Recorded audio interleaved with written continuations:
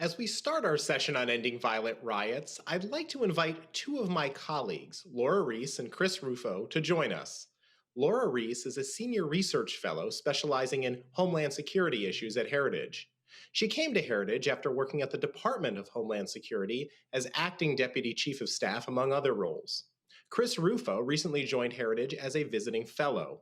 He's also the director of the Center on Wealth and Poverty at the Discovery Institute in Seattle and a contributor to City Journal. Laura and Chris, thanks for being here today. Now, Thank you. we just shared with our members various ways that we are fighting for America. And both of you know what we are up against in this country right now. Let's take a look at a new Heritage Foundation video to see some of the images playing out on our streets.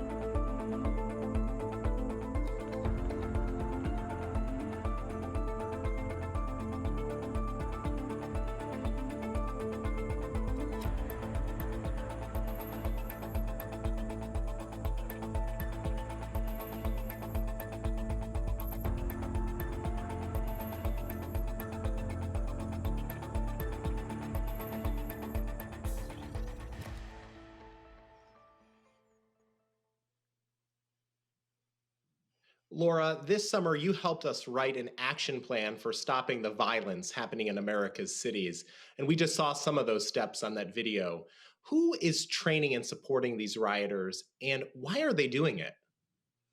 So, what seems to be clear is these riots are organized. When the Portland riots have been going on for over 108 consecutive nights, it's obvious that the rioters are being paid to do this. And when we see stockpiles of dangerous equipment, tools, shields appear for these riots night after night, it's clear that they're organized. Black Lives Matter and Antifa are consistently active in each of these riots around the US. And as far as who's funding them, it seems to be a range from celebrities and corporations who fund Black Lives Matter in the belief that they're furthering social justice to others who seemingly have more suspect motives. We know, for example, George Soros's Open Society Foundation announced $220 million this summer for racial equality in America. These organizations, they want to change not just the criminal system, but America as we know it to their more elusive socialist aims. Heritage has requested that the Justice Department investigate and prosecute this organized crime under the RICO statute, and we believe that that is occurring where possible. So hopefully we will start to see individual organizers and funders named and prosecuted. Now, Chris, you've witnessed firsthand some of the anarchy that's taking place when left wing protesters transformed a portion of a neighborhood around an abandoned police precinct in Seattle into what was known as the Capitol Hill Autonomous Zone, or CHAZ. What was it like? Yeah, the Capitol Hill Autonomous Zone, which I reported on extensively, was an experiment in governance by social justice. It was a 6-block area. They had seized it from the local Seattle government and police department, and they essentially erected a society on the principles of social justice. And what you saw was that it started with a kind of utopian vision, but it descended into a nightmare very quickly.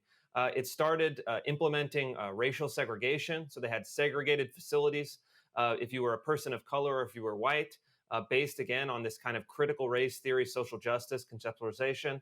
But despite the fact that they had basically blocked police from entering to create this kind of safe space and autonomous zone, it became very violent.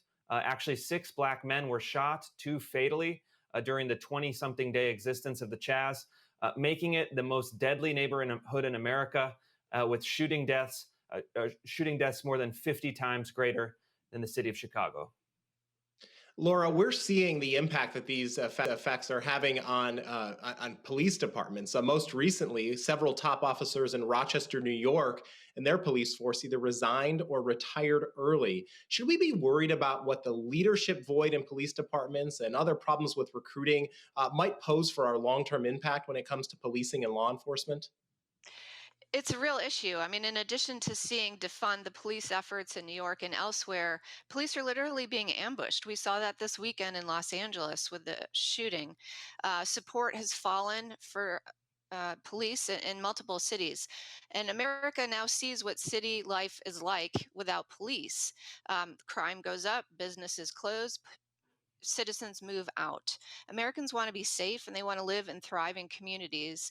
And they need local leaders who will lead from the front and develop such communities where people can live and thrive and where police are supported. It's an honorable profession and it needs to be treated accordingly. Chris, going back to you, some of your investigative reporting has exposed the prevalence of taxpayer funded government trainings on topics such as critical race theory and white privilege. And you've had some impressive results as a result of that reporting. Let's take a look at this clip from Tucker Carlson tonight. Last week, we interviewed a journalist called Chris Rufo, who's been investigating the spread of critical race theory in the federal government. He's been doing this virtually alone. The rest of the press corps has ignored it. Rufo told us that even the FBI is now holding weekly Maoist critical race struggle sessions, which is shocking if you think about it. Watch. Critical race theory has actually now infiltrated our criminal justice system. Just this week, I released a story that the FBI is now holding weekly seminars on intersectionality, which is a hard left academic theory that reduces people to a network of racial, gender, and sexual orientation identities that intersect in complex ways and determine whether you are an oppressor or oppressed. So that interview, along with a lot of Chris Rufo's other highly detailed reporting from the past several months, apparently got the attention of the president, and he acted.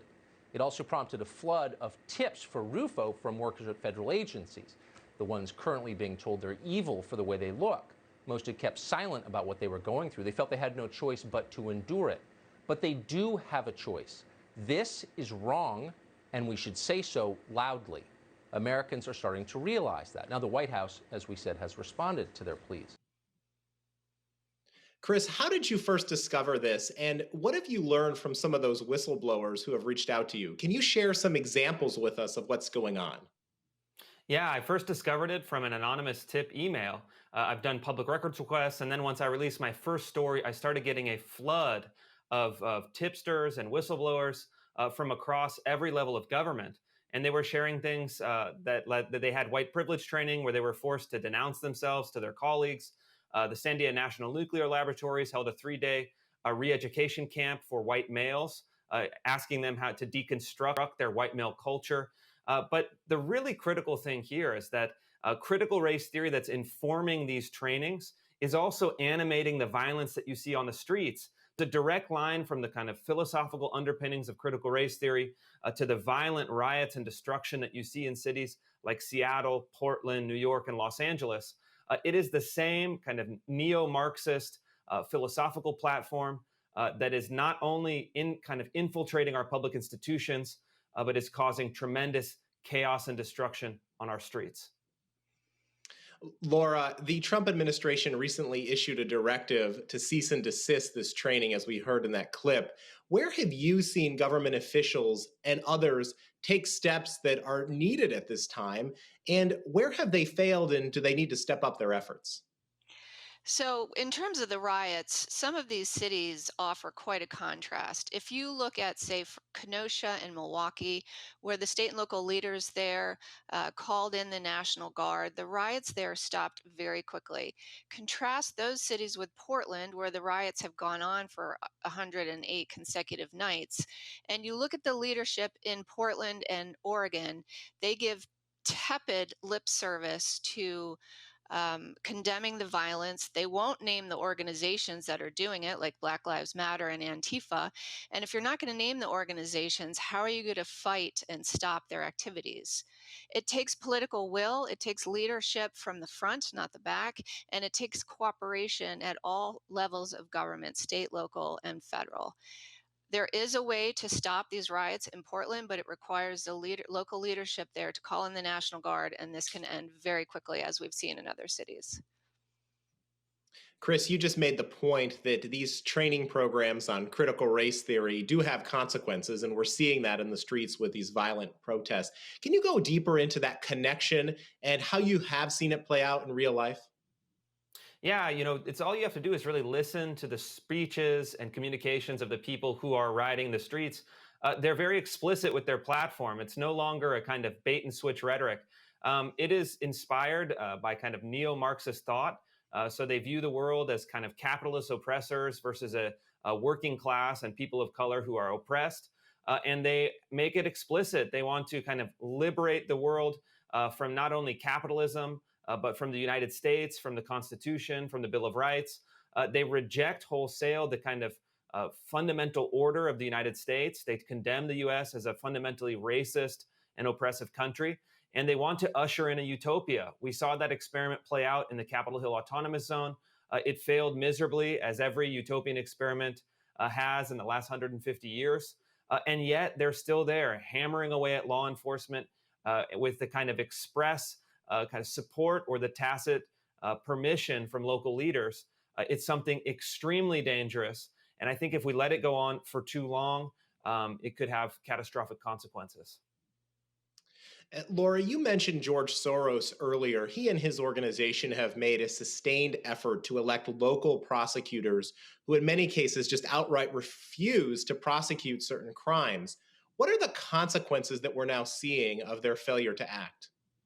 Yeah, this seems to be a relatively new phenomenon, but unfortunately it's spreading throughout the US. The effect is these rioters who may be arrested, the prosecutors refuse to prosecute them because they agree with the cause. And so the rioters are let out of jail the next morning and then they return the next night to riot again. And without imposing any consequences, these riots escalate, they spread to other cities, and it continues. There needs to be consequences, there needs to be prosecutions. And if the state prosecutors aren't going to prosecute, there are also federal crimes that are being broken. And so the Justice Department is investigating more of this. We are starting to see more indictments at the federal level, and hopefully we will see more prosecutions at the federal level, and they can work their way up the food chain and again identify the people who are organizing these riots and funding them and bring this to a complete stop. And Chris, a question that's probably on the minds of many Americans. What are some of the things that you advise our attendees to do, Heritage members, if they see these things happening in their community? Can they take action, and what would you recommend? Yeah, as far as the kind of critical race theory inspired trainings, if you're a federal employee, that is now forbidden. So you should immediately contact your inspector general, contact me, contact Heritage. And if you're seeing activities that are you feel might be a violation of civil rights laws, there is a kind of increasingly become a case that some of these trainings that teach racial stereotypes that scapegoat or demean people on the basis of race are actually violations of the Civil Rights Act. So I'm hoping to see in the next 3 to 6 months some lawsuits emerge on these trainings because we have to figure out how to stop them because they are impacting not only the agencies at the highest level of the federal government, but local school districts all over the country. Well, Laura and Chris, I want to thank you both for joining us. Your work is clearly having an impact, not only in Washington, but in states and communities all around this country. It just goes to show the important work that Heritage is doing. Thanks so much. And now back over to Andrew and Genevieve. Rob, thank you very much. Chris and Laura, thank you very much as well. Those are obvious, some very serious threats to our nation's stability. And thank you for standing up to protect our American ideals.